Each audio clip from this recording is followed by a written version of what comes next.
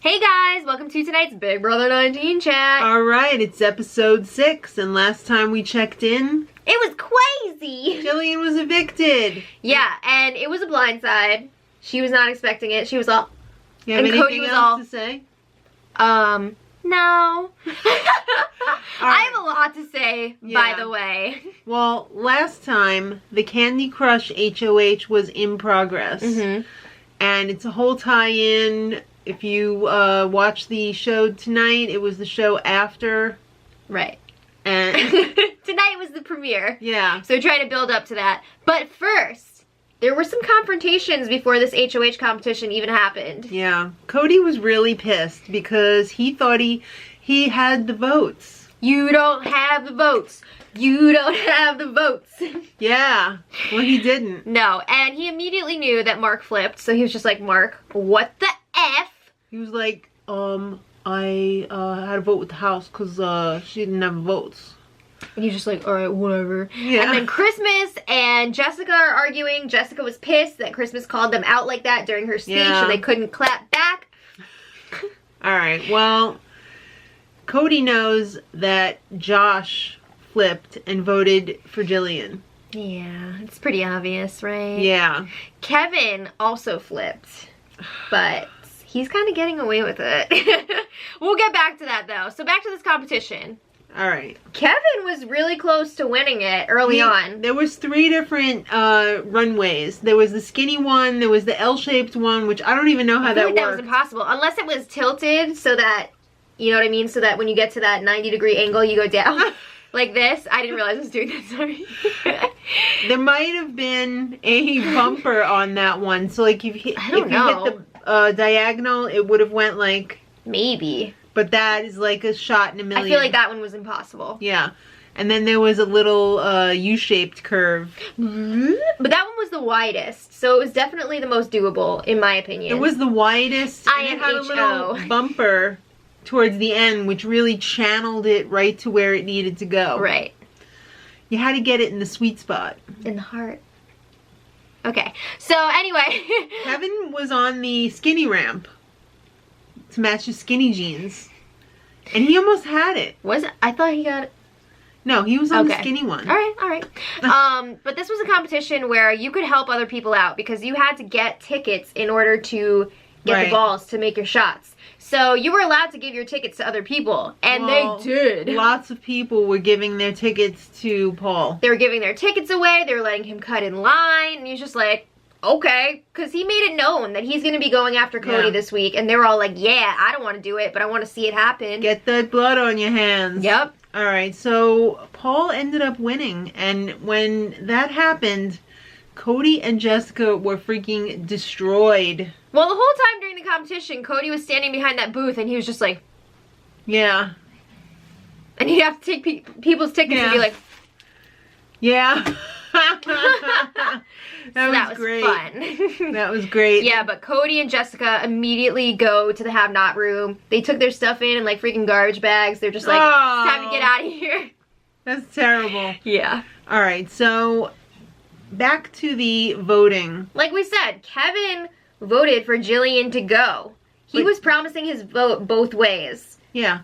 There was no freaking way he was getting rid of a woman who made him breakfast every morning, for Christ's sakes. Christmas makes his breakfast, guys. What do we do to deserve Kevin? Because I feel like we're not worthy. Oh my god, the stories. Alright, so no one freaking suspects it's Kevin, not even Lucy. I think she does. Wow. But anyway, yeah, Ramses is the scapegoat here, which does not make sense because Ramses was best friends with Jillian. Kevin is so freaking convincing, though, that... Everybody, yeah, they weren't like, I don't know about Kevin. They were like, there's no way it was Kevin. Yeah.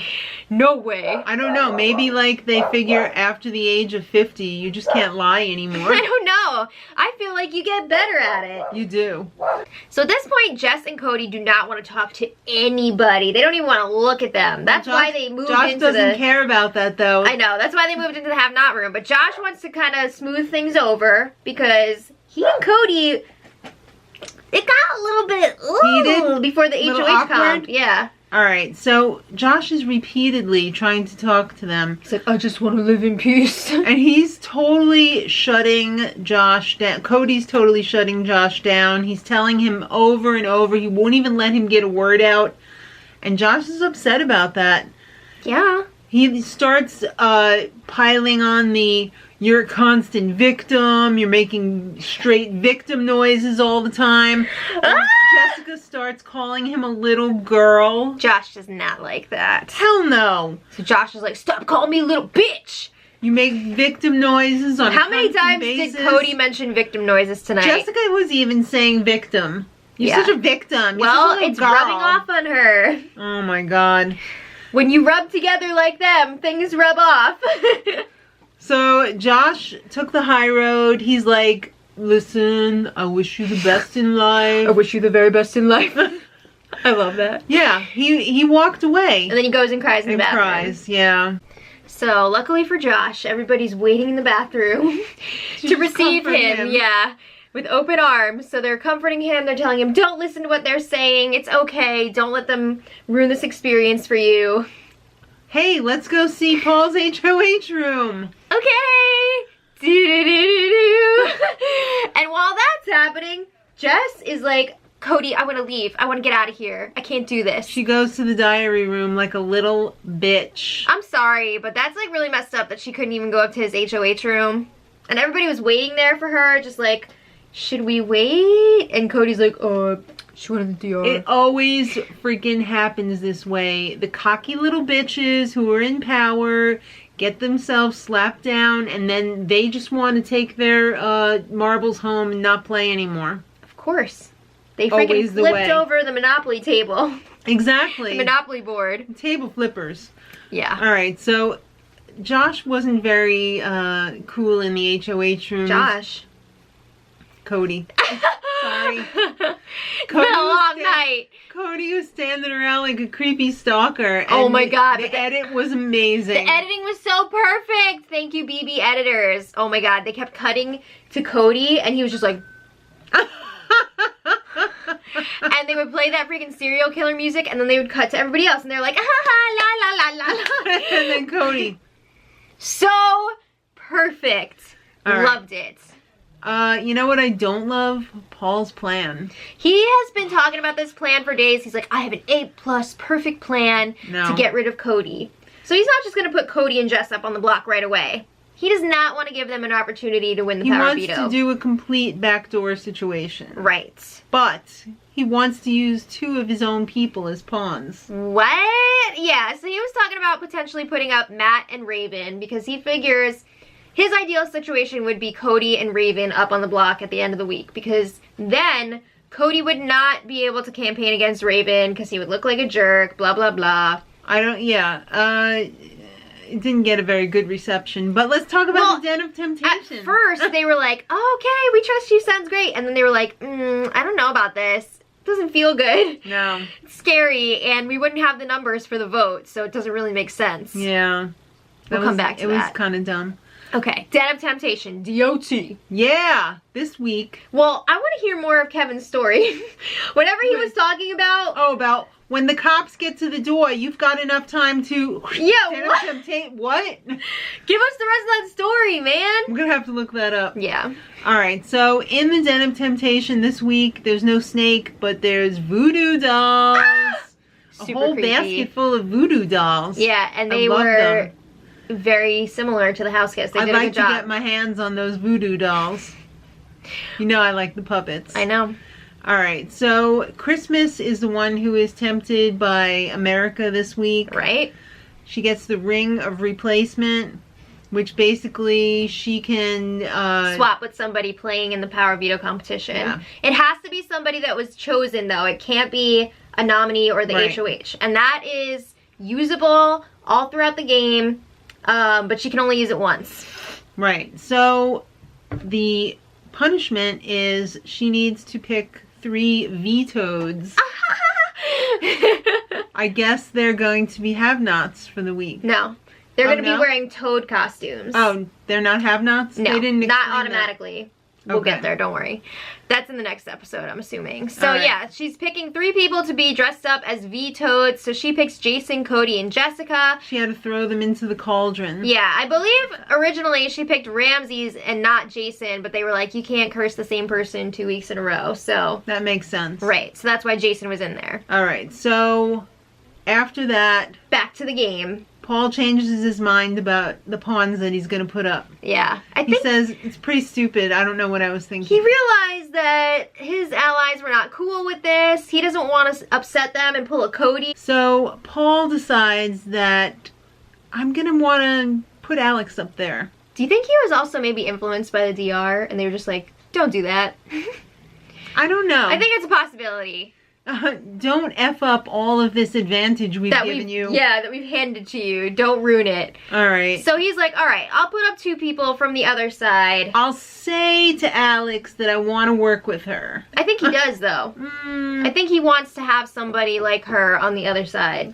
The problem that I have with this is that, like, it's a huge ass alliance and there's only 2 people who aren't in the alliance-ish. Well, it's more than that. Alex is not in with that crowd. Well, he wants her to be in with that No, crowd. he wants her to be in with him. Okay. He doesn't care what her relationship is with that crowd. As Well, long as he's got her in his back pocket, he's happy. Okay. Well, he's going to put her up as a pawn. And she was like, okay. He says that he'll use the veto on her if he wins. We'll see about that. All right. But she feels fine about it. Yeah. Another person that he wants to use is Josh. Right. He tells him, he's like, be my pawn. He said, Alex already agreed to it. You do it. You prove to everybody that you're a team player. It'll Not get a you little bitch. some brownie points. So Josh is like, fine. Mommy, what should I do? Right. And this is good for Paul, too, because he figures if the power of veto is not used, they'll just get rid of Josh.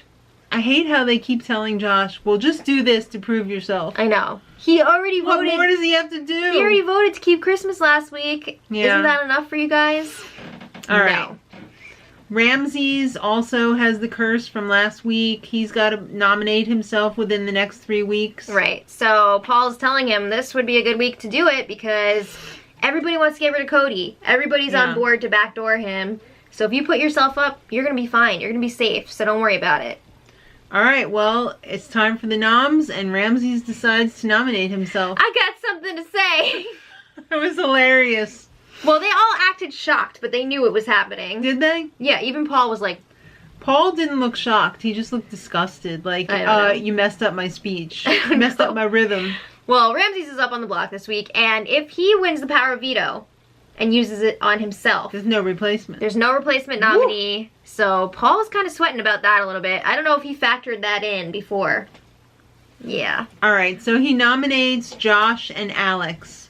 His reasons were a little ridiculous. Yeah, they were BS. You're acting kind of wild in here. You won't stop calling me Meatball. I think he calls everybody Meatball. Alex, we haven't made a connection. Well, he's definitely trying to cover up their relationship because they do have a very tight bond. So at this point, Cody knows that he's going to be backdoored. Yeah. He knows it. So it's all going to come down to that veto. He's gonna get it in the back door. Mhm. And like we said, Ramses can't F it up and win the veto. Well, I mean, he could, and I'd love to see it because it'd be funny. Yeah. But I love the chaos. all right, guys, that was a total mess, but Thanks for watching. and until next time, Much love.